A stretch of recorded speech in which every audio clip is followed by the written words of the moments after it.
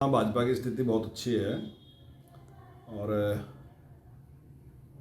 मेरा मानना है कि वहाँ की जनता जो है विकास पे वोट देगी। वैसे तो भूपेंद्र सिंह हुड्डा जी की कॉन्स्टिट्यूंसी और वो कॉन्स्टिट्यूंसी दोनों साथ लगती हैं और भूपेंद्र हुड्डा जी ये कहते हैं कि भाई वो मेरी दाहिनी आँख है, ये मेरी बाईं आँख है और मेरे लिए इनमें कोई फ़र्क नहीं है। लेकिन अगर डेवलपमेंट को आप देखो तो डेवलपमेंट में ज़मीन आसमान का फ़र्क है और ज़मीन आसमान का फ़र्क केवल डेवलपमेंट में नहीं है। जो ज़मीन एक्वायर हुई, जो उनका रेट है और उसका रेट है, जो उसकी कास्ट, जहाँ तक भूपेंद्र सिंह हुड्डा जी की कॉन्स्टिट्यूंसी है उसका रेट और उसके बाद बड़ौदा के रेट, वो लगभग उसमें 50% से भी ज़्यादा का फ़र्क है। यानी कि जो रेट बड़ौदा में है उससे दुगने से भी ज़्यादा रेट दूसरी कॉन्स्टिट्यूंसी में है। तो इस प्रकार के जो सारे भेदभाव हैं वो बहुत बड़ी मात्रा में है। और अभी कुलदीप शर्मा जी कह रहे थे कि भाई मनोहर लाल जी ने कहा कि भाई सबका साथ सबका विकास और एक जैसा हम विकास कर रहे हैं, तो अगर एक जैसा कर रहे हैं तो फिर बड़ौदा क्यों नहीं है? हमारे टाइम में तो बड़ौदा में विकास हुआ, लेकिन हम पूछना चाहते हैं कि 10 साल तक जिस व्यक्ति का राज रहा और जिसने पक्षपात की सारी सीमाएं तोड़ दी, यानी कि जिसने यही सोच लिया कि केवल अपना ही करना, पर मैं उससे पूछ रहा कि जब उसकी वो बाईं आँख है तो उस बाईं आँख के साथ इतना बड़ा भेदभाव उस व्यक्ति ने क्यों किया?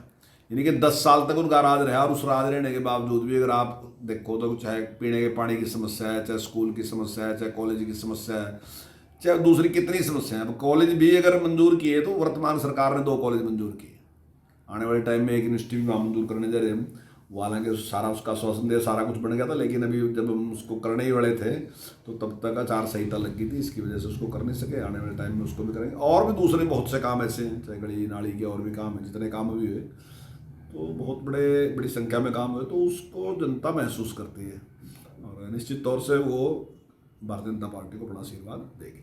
तो मुकाबला किसके साथ मानते सर? देखिए, मुकाबला तो वहाँ कांग्रेस और भाजपा का ही है और किसी का कोई मुकाबला है नहीं। बाकी तो ये है किसी के 1000 वोट पड़ेंगे, किसी के 500 वोट पड़ेंगे जो भी पड़ेंगे। हमने बहुत पहले खोल दिए थे, लेकिन जब केंद्र सरकार की ओर से जैसे हमें परमिशन मिली तो उसके तरीके से जैसे हमने 9वीं 10वीं 11वीं 12वीं 4 क्लासें हमने खोल दी और जैसे जैसे वो ठीक से चलता रहेगा तो आने वाले टाइम में फिर अगली क्लासों के बारे में विचार करेंगे। इसमें सर जो टीचर कहते हैं कि हमसे स्कूल का काम ज़्यादा और बाहर का ज़्यादा कराया जाता है, तो दबाव में रहते हैं टीचर। पहले बहुत ज़्यादा कराया जाता था, लेकिन अब आहिस्ता आहिस्ता वो कम होता जा रहा और आहिस्ता आहिस्ता उसमें सुधार हो रहा है और आहिस्ता आहिस्ता हम उसको घटाते जा रहे हैं। लेकिन जैसे चुनाव जैसे काम है वो तो करने ही पड़ेंगे, क्योंकि वो बहुत सभी भागों को मिलकर करना पड़ता है। लेकिन चुनाव को इतना वो नहीं कि बार बार चुनाव होते रहते हैं, 5 साल में एक बार चुनाव आते हैं। और सर लोग कैसे बचे कोरोना से, कुछ मंत्र दें? नहीं, वो तो मैंने कहा ही है कि सोशल डिस्टेंसिंग हमने रखनी चाहिए, सैनिटाइज का प्रयोग करना ही चाहिए, मास्क हमने लगा के रखना ही चाहिए। तो वो नियम तो हमने सारे मानते ही रहने चाहिए।